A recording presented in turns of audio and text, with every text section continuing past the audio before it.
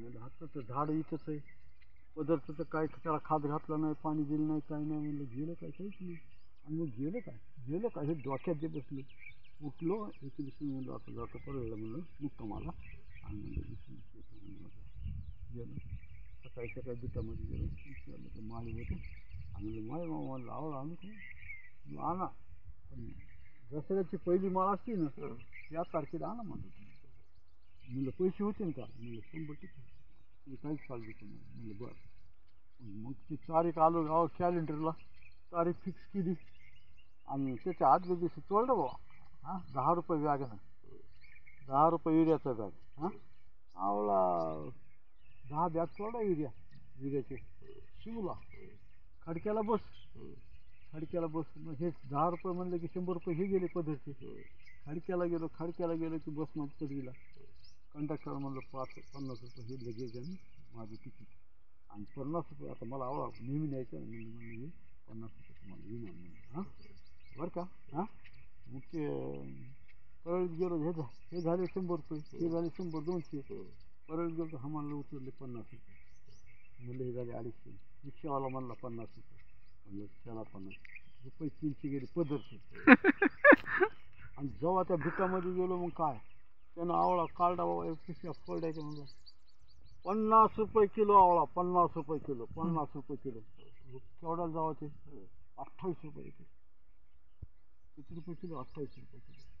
आणि ते 28 रुपये किलोने एका कट्ट्यामध्ये भरायला ते 80 किलो. 80 किलो भरला कट्टा. 75-80 रुपये झाले ते 13,000.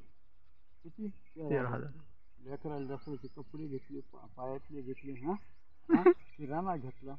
आणि मी असं आता पैसे मिळाले ते पोते रिकामे पोते असे घेतले. आणि रिक्षात बसायचं सुधरलं नाही.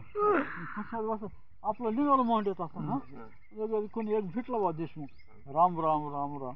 आणि म्हणले पोते घेतले म्हणते. आणि म्हणले कसं काय आणलं होतं. म्हणलं आवळा. म्हणले आवळा कुठे किती असेल तर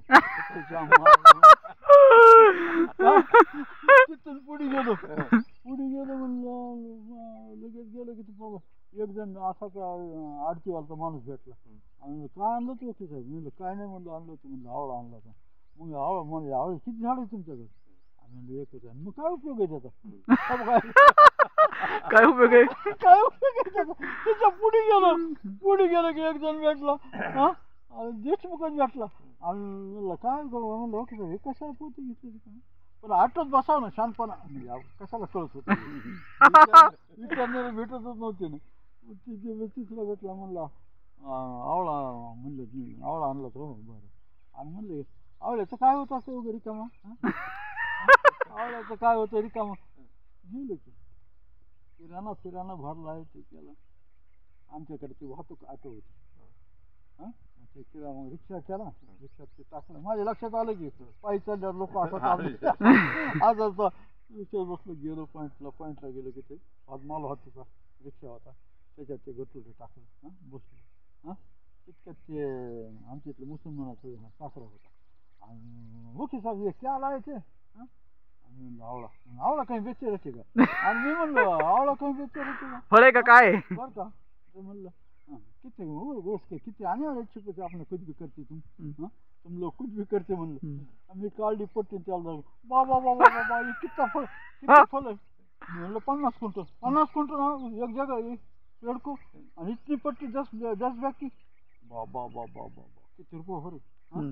झालं काय घरी आलो हातपाय धुतले पट्टी दिली.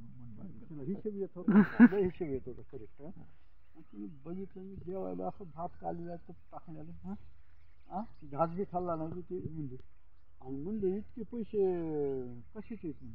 म्हणलं आवडायचे आम्हाला कधी बी येण्यातच चालतात म्हणजे. आणि म्हणलं येण्यात काढायचं काय कारण आहे. म्हणलं काय कारण काय येण्यात का म्हणून काढायचे काय कारण नाही. तिथं तुम्ही तर कोणीतरी पैसे तुम्हाला दिले म्हणले नाही तर म्हणले तुम्ही अडचण पैसे आणले. पण ते पैसे आवडायचे नाहीत माझे. त्यानं तर बंगला बांधला असता आवळ्याचे पैसे. मी म्हणलं काय बोलायचं इकडे होती पॅन्ट घरची आलटी खरकट तिला धुवायची. म्हणलं पॅन्ट जाऊ द्या. म्हणलं माय त्यानं बंगला बांधला असेल किंवा माया अंबाजी आवळे. 3 वर्ष नेला. मी रुपये किती बेंगलोरला गेलतो अबो त्याचा पिच्चा इतका खाल्ला मी 45,000 रुपये किती काय एका झाली.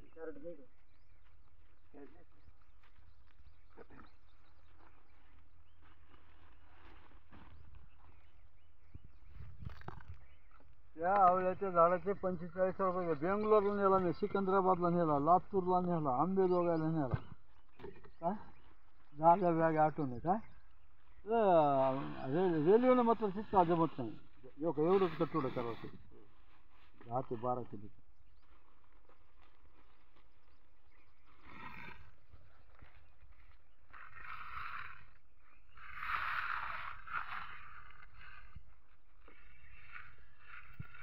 म्हातारा नाही का तिकडा माल चांगला दिसायला जरा ठोकर आहे. तिकडा माल ठोकर दिसायला मला. चमक बी आहे. हां चमक बी क्वालिटी आहे. क्वालिटी पलीकडे डचिंग राहिली होती. क्वालिटी.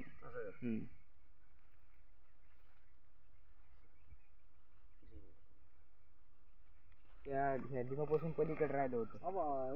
दादा एवढा चालू नाही झाला.